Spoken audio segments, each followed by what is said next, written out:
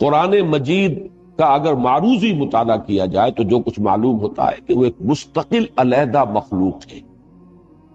ان کا مادہ تخلیق آگ ہے، انسان کا مادہ تخلیق یہ خاک اور آب اور باد جو بھی آپ کہیں، یہ زمین ہے، یہ جو کرسٹ آف دی ارتھ ہے، یہ ان دونوں کا بالکل جداگانہ مادہ تخلیق. جنات چونکہ ایک زیادہ لطیف تر مادہ تخلیق سے وجود میں آئے ہیں، لہذا وہ ایک لطیف تر ایک ہستی کے حامل ہیں. وہ ہماری اس کائنات میں بہت دور دور تک چلے جاتے، جبکہ انسان ایک کثیف تر اور ایک زیادہ انرٹ جو ہے اس کا مادہ تخلیق ہے، زمین، مٹی. تو اس کی لیمیٹیشنز ہے.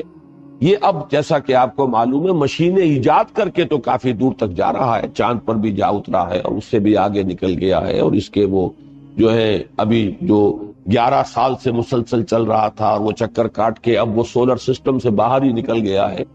لیکن یہ کہ خود انسان ایز سچ اپنے طور پر جو ہے وہ تو زمین کے ساتھ بندھا ہوا ہے، یہ اس سے اوپر جو ہے اڑ نہیں سکتا، جبکہ جنات کے لیے بہت دور دور تک رسائی ہے. پھر یہ کہ انسان جو ہے وہ حیتیں اور شکلیں بدلنے پر قادر نہیں ہے، جبکہ جنات جو ہیں وہ اس پر قادر ہیں. وہ کبھی انسانی شکل میں بھی آ سکتے ہیں، وہ کبھی کوئی اور صورت بھی اختیار کر سکتے ہیں، چونکہ ان کا مادہ تخلیق جو ہے وہ لطیف ہے. پھر چونکہ انسان کا مادہ تخلیق یہ خاک ہے تو اس کے اندر طبعاً جو ہے تواضع ہے، اس میں تمرد، شیطنت اور سرکشی جو ہے وہ ایکسیپشنل ہوتی ہے. جبکہ جنات کے اندر چونکہ ان کا مادہ تخلیق جو ہے وہ آگ ہے، طبعاً ان کے اندر شیطنت ہے، تمرد ہے، غرور ہے، سرکشی ہے. لیکن یہ کہ ان میں بھی ایسے ہیں کہ جو صحیح رخ پر ہیں اور جو صحیح ایمان والے ہیں اور جو اپنی بندگی کے مقام کو پہچانتے ہیں، اخلاق بھی ان کے اعلیٰ ہیں. پھر یہ کہ جیسے انسانوں میں نر اور مادہ ہے، اسی طریقے سے جنات میں بھی نر اور مادہ ہیں. ان کے بھی توالد و تناسل کا سلسلہ چلتا ہے جیسے کہ انسانوں میں چلتا ہے. ان تمام چیزوں میں ہر اعتبار سے مختلف وجود کے حامل ہیں فرشتے. فرشتوں کا مادہ تخلیق جو ہے وہ نور ہے اور ان کا کوئی جسمانی وجود نہیں ہے، اگرچہ وہ بھی شکل اختیار کر سکتے ہیں، وہ اور بھی لطیف تر جو ان کا مادہ تخلیق ہے. قرآن مجید میں اگرچہ مذکور نہیں ہے کہ فرشتوں کو اللہ نے نور سے پیدا کیا، لیکن صحیح مسلم میں حضرت عائشہ صدیقہ رضی اللہ تعالی عنہا سے یہ روایت مروی ہے کہ اللہ تعالیٰ نے فرشتوں کو نور سے پیدا کیا. تو چونکہ صحیح حدیث ہے، مرفوع حدیث ہے، حضرت عائشہ صدیقہ رضی اللہ تعالی عنہا سے مروی حدیث ہے، لہذا اس کا درجہ بہت قریب پہنچ جاتا ہے قرآن کے. تو گویا کہ ملائکہ کا معاملہ یہ ہے کہ وہ نور سے پیدا ہوئے، جنات نار سے پیدا ہوئے، انسان کا جو بدن حیوانی وجود ہے وہ خاک سے بنا ہے. لیکن ملائکہ کے اندر کوئی تذکیر و تانیث نہیں ہے، کوئی توالد و تناسل نہیں ہے، ان کے ہاں کوئی اولاد نہیں ہے، ان کے ہاں وہ ولادت کا معاملہ نہیں ہے، نہ ان میں کوئی نر اور مادہ کا فرق ہے، اور وہ اپنے رب سے بہت قریب ہے، بہت قریب ہے، لطیف ترین ہے وجود کے اعتبار سے. تو یہ تین ہیں وہ وجود اس کائنات کے اندر. ویسے تو اس کائنات کے اندر جو ہے آپ کو معلوم ہے کرے کتنے ہیں اور سورج کتنے ہیں اور چاند کتنے ہیں، ان کی کوئی گنتی ممکن نہیں ہے، اس کی پہنائی کا کسی کو علم نہیں ہے. لیکن صاحب تشخص اور مکلف وجود جو اللہ کے احکام کے مخاطب ہے یہ تین ہیں، فرشتے ہیں اور جن ہیں اور انسان. میری تعبیر جو ہے اس کو غور سے سن لیجئے. میرے نزدیک ذات باری تعالی میں کوئی تنزل نہیں ہوا. یہ بہت بڑی اللہ کی جناب میں ایک بڑی گستاخی ہے جنہیں ہمارے ہاں تنزلات سے تعبیر کیا گیا ہے کہ ذات واحد ذات باری تعالی ہی نے تنزل اختیار کیا. معاذ اللہ ثم معاذ اللہ ثم معاذ اللہ، وہ تو وراء الورا ہے ثم وراء الورا ہے، اس سے کہ وہ تنزل اختیار ہوا. کیا ہے؟ قرآن کہتا ہے کہ ایک لفظ کن ہے جس سے کہ اس کائنات کی تخلیق ہوئی. اللہ تعالیٰ کے اس ایک حرف کن نے سب سے پہلی شکل جو اختیار کی ہے وہ وہی پارٹیکلز ہیں نور کے، سب سے چھوٹے چھوٹے پارٹیکلز. یہ خنک نور کا دور ہے جس میں کہ حرارت نہیں تھی، گرمی نہیں تھی، ٹھنڈی روشنی، ایک بسیط نور تھا کہ جو اس حرف کن کے ذریعے سے وجود میں آیا. یہ جو دور ہے خنک نور کا، ذہن میں رکھیے، اس میں ابھی حرارت نہیں ہے، اس میں گرمی نہیں ہے، جو بھی ہے اندر پوشیدہ ہے اس کے، وہ بعد کا مرحلہ آئے گا جب میں عرض کروں گا۔ اس خنک نور کے دور ہی میں دو چیزیں اللہ نے اس سے پیدا کی جو صاحب شعور اور صاحب تشخص، ایک ارواح انسانیہ، وہ بھی نورانی ہے، اس نور سے بنی، دوسرے ملائکہ، وہ بھی نورانی ہے اور اس نور سے بنی۔ اور یہاں پر میں وہ چیز جوڑ دوں کہ جو ہمارے ہاں منسوب تو ہے بریلویوں کی طرف کہ وہ اس سے زیادہ شغف رکھتے ہیں اور بیان کرتے ہیں، لیکن میں بھی اس کو تسلیم کرتا ہوں کہ اس میں ہرگز کوئی خلل واقع نہیں ہوتا ہے ہمارے اعتقادات کے اندر، اور ہماری جو بھی توحید کا تصور ہے، اگر یہ مانا جائے کہ سب سے پہلے اللہ نے حضور صلی اللہ علیہ وسلم کی روح کو پیدا کیا، کیونکہ ابتدائی مرحلہ یہی ہے، یہ خلق نور کا دور ہے، جبکہ ابھی نہ کوئی ناری کرے تھے، نہ کہیں کسی طرح کی خاک وغیرہ کا کوئی مسئلہ تھا۔ اس کائنات میں اللہ تعالیٰ کے حرف کن نے ایک خنک روشنی کی شکل اختیار کی، اس سے پیدا کی گئی ارواح انسانی، انہی میں ایک روح محمدی ہے صلی اللہ علیہ وسلم۔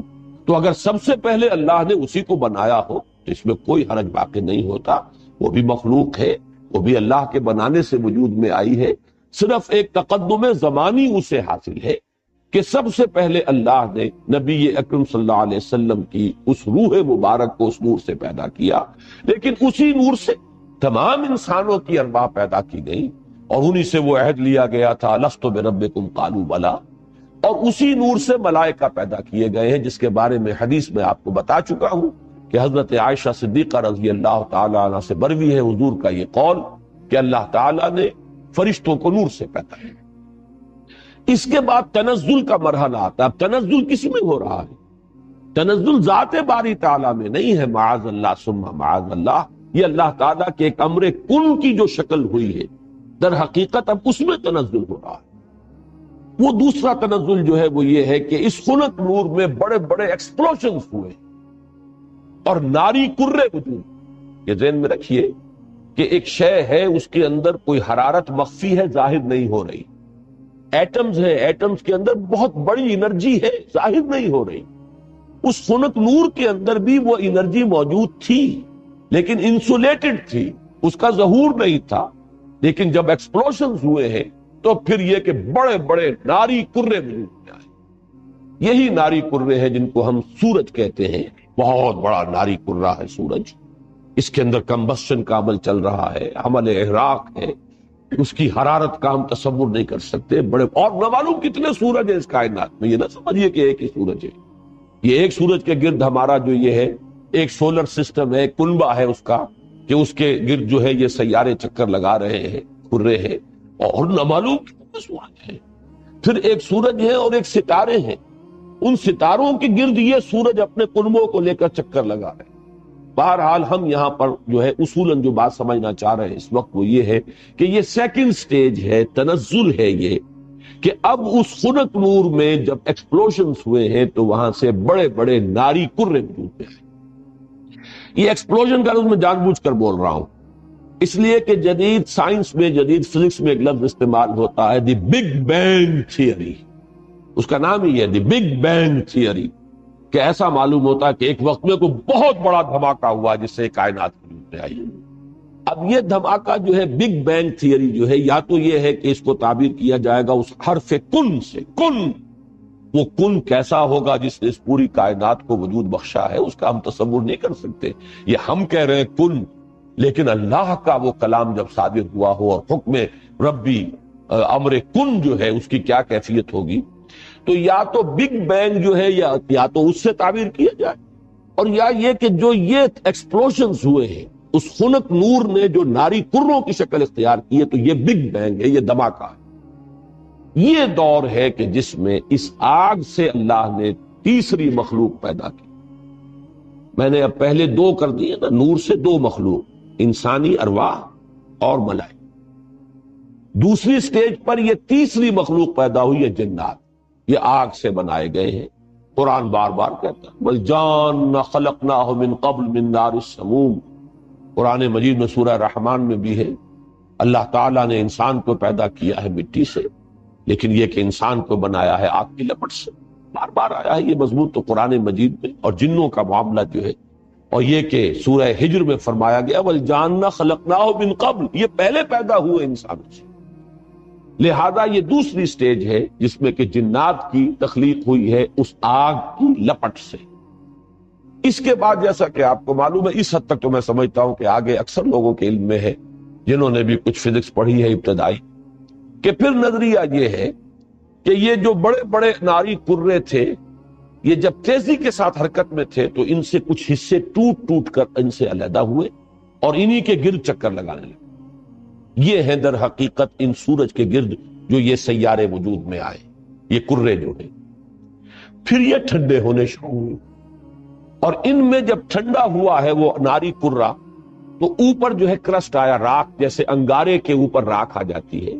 راکھ ٹھنڈی ہوتی ہے، اندر انگارہ موجود ہے، ذرا سی راکھ ہٹ جائے اگر اور آپ کی انگلی جو ہے اس انگارے کو ٹچ کر جائے تو جلے گی، لیکن اگر راکھ اوپر ہے تو وہ آپ کو محسوس نہیں ہوگا.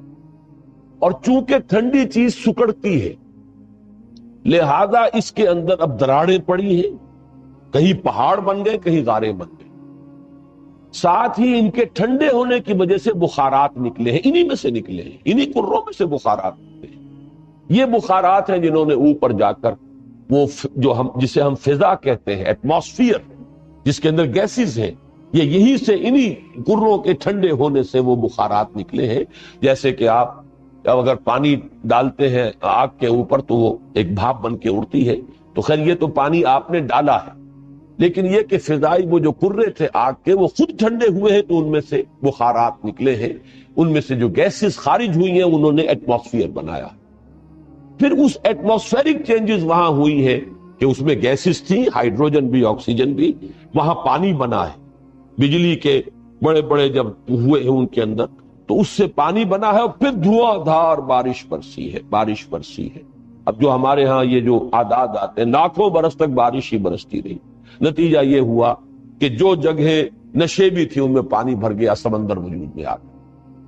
اب جہاں سمندر اور مٹی کا باہمی ربط، یہ جو دلدلی علاقے کہلاتے ہیں، یہاں وہ ان آرگینک کمپاؤنڈز نے آرگینک کمپاؤنڈز کی شکل اختیار کی. یہاں سے حیات ارضی کا آغاز، وہ حیات نباتاتی بھی ہے اور وہ حیات حیواناتی بھی ہے، یہاں سے اس کا آغاز ہوا. گویا کہ کل حیوانات اور کل نباتات جو کرۂ ارضی پر موجود ہیں وہ سب کے سب در حقیقت اسی کرسٹ آف دی ارتھ سے وجود میں آئے. پانی اور اس مٹی کا امتزاج اور دلدل کی شکل اس کا بن جانا، اور وہاں سے ان آرگینک کی بجائے آرگینک کمپاؤنڈز کا وجود میں آنا، اور اس سے حیات کا آغاز، خواہ وہ نباتاتی حیات ہو اور خواہ وہ حیواناتی حیات ہو. اس حیات کا ارتقاء ہے کہ جو پھر انسان تک پہنچا ہے. وہ اس حیات، سمجھیے کہ حیات ارضی، چاہے نباتاتی ہو اور چاہے حیواناتی ہو، اس کی چوٹی کی جو شخصیت ہے وہ انسان.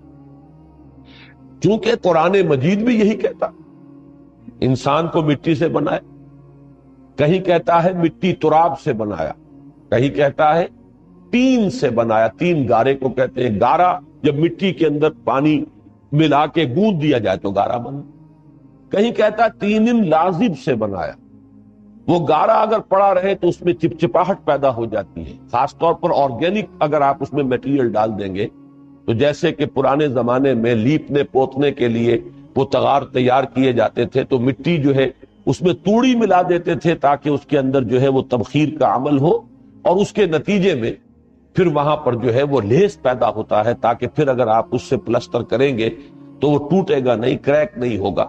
اگر ویسا گارا ہوگا تو اس سے پلسٹر کریں گے تو کریک ہو جائے گا. تو یہ لیس تین لازب. پھر کہیں کہا گیا ہے کہ وہ سوکھ کر کھنکھنانے لگا، من حمین مسنون. اس کو اگر آپ دیکھیں گے جا کر تو دلدلی علاقوں کے اندر اوپر ایسی سطح بن گئی ہوتی ہے کہ جیسے بالکل وہ فلیکس ہیں اور پلیٹیں پڑی ہوئی ہیں ٹوٹنے والی اور بجنے والی، کھنکنے والی. تو یہ مختلف الفاظ جو قرآن مجید نے استعمال کیے ہیں ان کا بڑا قریبی ایک تعلق ہے ان تمام چیزوں کے ساتھ. اب یہاں سے جو انسان بنا ہے، اور یہ میں عرض کر چکا ہوں اس سے پہلے سورہ نوح میں بھی چونکہ یہ مضمون آ چکا ہے، واللہ انبتکم من الارض نباتا، اللہ نے تو تمہیں اگایا ہے زمین سے جیسے اگایا جاتا ہے. تو یہ جو ایوولوشن ٹری ہے اس میں اصل شے ہے امر رب. جب بھی چینج آئی ہے اللہ کے حکم سے آئی. یہی امر رب ڈارون کو معلوم. اسی کی تلاش کے اندر اس نے وہ تھیوری بنائی، سروائیول آف دی فٹسٹ اور اسٹرگل فار ایگزسٹنس. اور پھر یہ کہ ایکوائرڈ کیریکٹرز کا تھرو ہیریڈیٹی جو ہے منتقل ہو جانا اگلی نسل کو، اور اس کے ایکومولیشن سے نئی ایک نو کا وجود میں آ جانا، یہ پورا فلسفہ ہے ڈارون کا، اور یہ ثابت نہیں ہو سکا آج. البتہ ارتقاء وہ میں عرض کر چکا ہوں، اس کو تو مسلمانوں نے سب سے پہلے حکماء جو ہے ابن مسکوے اور مولانا روم سب سے پہلے ارتقاء کی بات کرنے والے تو وہ. لہذا یہ جو عمل ہے اس میں امر رب ہے ہر جگہ پر کہ جس نے کہ کام کیا ہے ایک سے دوسری چینج میں. لیکن نتیجہ کیا ہوا ہے؟ حیوان انسان وجود میں آ گیا. یہ انسان نہیں ہے، حیوان انسان. انسان تب بنتا ہے جب وہ پہلی سٹیج کی روح اس انسان کے ساتھ، حیوان انسان کے ساتھ لا کر ملائی جاتی ہے، تب انسان وجود میں آتا ہے. یہ ہے در حقیقت جو ایک آنکھ بند ہے جدید سائنس کی اور جدید فکر کی اور جدید فلسفے کی. وہ اس سے واقف نہیں، وہ حیوان انسان کو جانتا ہے، ہومو سیپین سے واقف ہے، اس کے ارتقاء کی بحث کر رہا ہے. ہمارے نزدیک انسان در حقیقت صرف حیوان نہیں ہے. حیوان انسان، ہومو سیپینز اس کا بایولوجیکل نیم آپ رکھ دیجئے، وہ چاہے اس ارتقاء کے عمل سے وجود میں آیا ہو، لیکن وہ روح جو اس میں پھونکی گئی ہے، فَإِذَا سَوَّيْتُهُ وَنَفَخْتُ فِيهِ مِن رُوحِي فَقَعُوا لَهُ سَاجِدِينَ. تو جب میں اس کو پوری طرح تیار کر لوں، نوک پلک سنوار دوں اور اس میں اپنی روح میں سے پھونک دوں تو گر پڑنا اس کے سامنے سجدے. تو در حقیقت مقام جو ہے انسان کا، اس کی جو عظمت ہے، اس کی جو بلندی ہے، اس کی جو رفعت شان ہے، وہ جو مسجود ملائک بنا ہے، تو اس حیوانی وجود کی بنیاد پر نہیں، بلکہ در حقیقت اس روح ربانی کی بنیاد پر جو اس میں پھونکی گئی. یہ ہے سارا تھیسس. اس کو اچھی طرح سمجھ لیں، اس میں ساری چیزیں فٹ بیٹھ گئیں.